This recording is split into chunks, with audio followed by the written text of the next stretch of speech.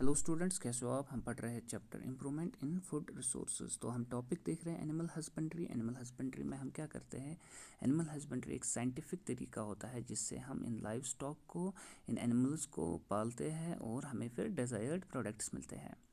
अब इसमें सबसे पहले आता है कैटल फार्मिंग। तो कैटल फार्मिंग में क्या होता है, ये हम दो चीज़ों के लिए करते हैं कैटल हस्बेंड्री।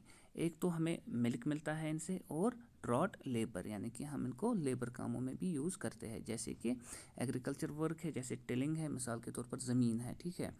अब हम इसको पहले क्या करते हैं, हम सीधे नहीं प्लांट को ग्रो करते हैं, हम पहले इस ज़मीन को प्रिपेयर करते हैं क्रॉप्स प्रोड्यूस करने के लिए।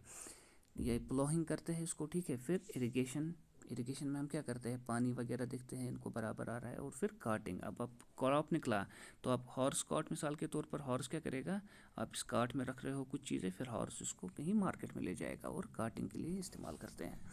तो इंडियन कैटल जो है वो बिलोंग करते हैं टू टू डिफरेंट स्पीसीज़। एक है बॉस इंडिकस, POSINDICS काउस, और बॉस बिबेलस यानी कि बेफेलोस, ठीक है। तो बॉस इंडिकस काउस और बॉस बिबेलिस यानी कि बेफेलोस। तो फिर मिल्क प्रोड्यूसिंग फीमेल्स जो है हम उनको कहते हैं मिल्च एनिमल्स या डेयरी एनिमल्स।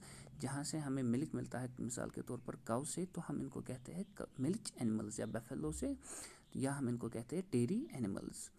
और जिन्हें हम लेबर के लिए इस्तेमाल करते हैं उन्हें हम कहते हैं ड्रॉट एनिमल्स। चाहे आप हॉर्स को इस्तेमाल करो या किसी और को इस्तेमाल करो, मिसाल के तौर पर आप प्लोइंग के लिए इस्तेमाल करते हो किसी कोई जानवर को, तो हम इनको क्या किस लिए यूज़ करते हैं, लेबर के लिए, तब हम इनको कहते हैं ड्रॉट एनिमल्स।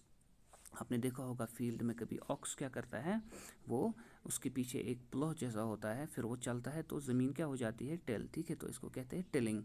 या आप हॉर्स कार्ट इस्तेमाल कर रहे हो, हॉर्स क्या कार्ट को मूव कर रहा है, तो उस वजह से आप क्रॉप्स कहाँ ले जा रहे हो, मार्केट में या कहीं घर ले जा रहे हो, ठीक है।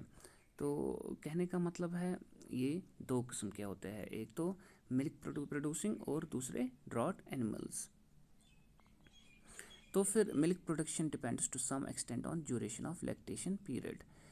तो ये जो मिल्क प्रोडक्शन होती है, अगर किसी जानवर, कोई जानवर हमें मिल्क देता है, तो वो डिपेंड करती है on the duration of lactation period, यानी कि period of milk production after giving birth to calf, ठीक है। तो milk production can be increase by increasing the lactation period. अब अगर ये लैक्टेशन पीरियड इंक्रीज होता है तब जाके क्या होगा, मिल्क प्रोडक्शन इंक्रीज़ हो जाएगी। एक्जॉटिक या जिन्हें फॉरेन ब्रीड्स कहते हैं, मिसाल के तौर पर जैसी काऊ आपने सुना होगा, या ब्राउन सिंस, हम इनको किस लिए सिलेक्ट करते हैं, फॉर लॉन्ग लैक्टेशन पीरियड, इसलिए हमें इनसे ज़्यादा दूध मिलता है। मगर जो लोकल ब्रीड्स होती है जैसे रेड सिंधी है या साहीवाल है, वो क्या दिखाते हैं, वो रेजिस्टेंस दिखाते हैं डिजीज़ को, यानी कि उनमें कम डिजीज़ होती है। तो इन दोनों को हम क्रॉस ब्रीड, एक तो फॉरेन ब्रीड और लोकल ब्रीड, इनको हम क्रॉस ब्रीड कर सकते हैं, तो हमें मिलेगी एनिमल्स जो होंगे उनको डिज़ायर्ड क्वालिटीज़ होंगी। एक तो वो लैक्टेशन पीरियड भी इंक्रीज़ होगा, मैंने आपको समझाया था क्रॉस ब्रीडिंग, और उसकी वजह से हमें क्या मिलेगा, और डिजीज़ रेजिस्टेंट भी बनेंगी वो। तो प्रॉपर क्लीनिंग हमें चाहिए इन शेल्टर फैसिलिटीज़ पे जहाँ हम काउज़ और बफेलोज़ को रख रहे हैं। एक तो हम ह्यूमन फार्मिंग करते हैं, यानी कि अच्छे से इनकी देखभाल करते हैं, इनको कोई नुकसान नहीं पहुंचना चाहिए, और हेल्थ, इनकी हेल्थ की हम खास ख्याल रखते हैं जब प्रॉपर क्लीनिंग होगी, और हमें क्लीन मिल्क भी मिलेगा तब। अब अगर आपने देखा होगा गंदा सा है तो इन एनिमल्स में डिजीज़ आ जाती है। अब अगर साफ़ सुथरा होगा ये शेल्टर तो इनमें डिजीज़ नहीं होती है, कम हो जाती है। तो animals require regular brushing to remove dirt, तो इनमें सफाई भी हमें करनी होती है to remove dirt and loose hair. तो they should be sheltered under well ventilated roof sheds. एक तो इनमें वेंटिलेशन भी अच्छी खासी होनी चाहिए, और इनको प्रोटेक्ट करना चाहिए ये शेल्टर फ्रॉम, किससे, रेन हो या बारिश हो, या बारिश हो या गर्मी हो काफ़ी ज़्यादा, या ठंड हो काफ़ी ज़्यादा, तो इन्हें हमें उसी हिसाब से शेल्टर में रखना है। तो floor of a cattle shed needs to be sloping as so dry and to facilitate cleaning.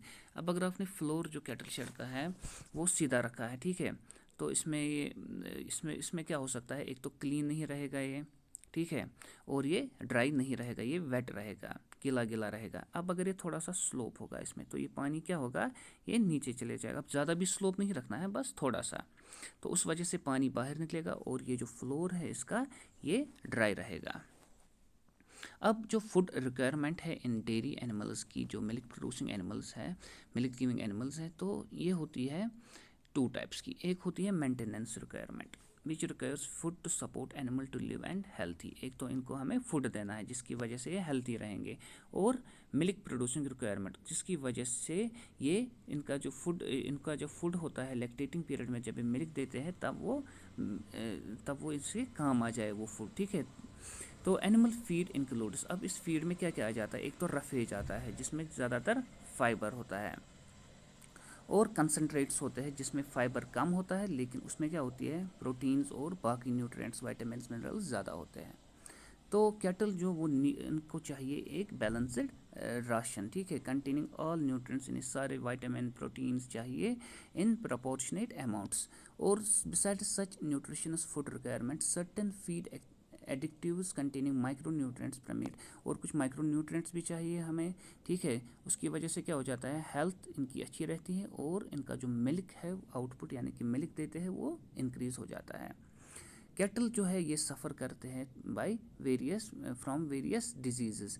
तो एक तो डिजीज़ इनमें क्या करते हैं, एक तो इनकी डेथ हो सकती है इन कैटल की, और इनकी जो मिल्क प्रोडक्शन है वो डिक्रीज़ हो सकती है। हेल्थी एनिमल क्या करता है, feeds regularly and has a normal posture. आपने देखा होगा जो हेल्थी एनिमल होगा वो उसका जो पोस्चर होता है वो ठीक तरीके से खड़ा होता है। और पैरासाइट्स ऑफ कैटल में be both external and parasites and internal parasites. अब पैरासाइट्स जो कैटल के होंगे ये तो वो एक्सटर्नल होंगे या इंटरनल। तो एक्सटर्नल पैरासाइट्स जो होते हैं वो कहाँ रहते हैं, वो इनके स्किन पे रहते हैं और इनको क्या काज करते हैं, स्किन डिजीजेस।